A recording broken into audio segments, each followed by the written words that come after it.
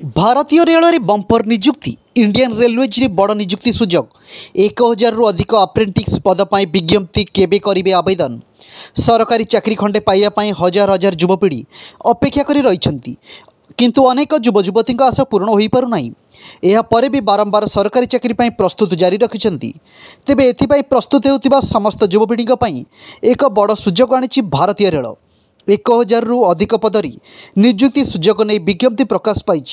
तेबे आसंतु जानिबा भारतीय रेलर यह वैकेंसी विभिन्न ट्रेड्स पाई पदवी खाली रही। यह द्वारा मोट 1010 अप्रेंटिस पदरे निजुक्ति प्रदान करा जिवो।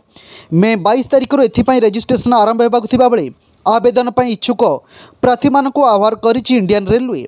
तेबे इच्छुक प्रार्थी एथिपाई केवल ऑनलाइन रे आवेदन करि परिबे। एथिपाई integral coach factory Chennai official website pb.icf.gov.in को जानतु।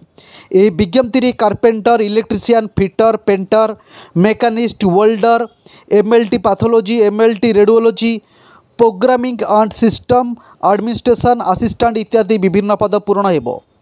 एथिरे आवेदन करने को चाहूथिबा प्रार्थी जेकोसी बोर्ड रु विज्ञान एवं मैथ विषय द्वादश पास करिथिबा आवश्यक।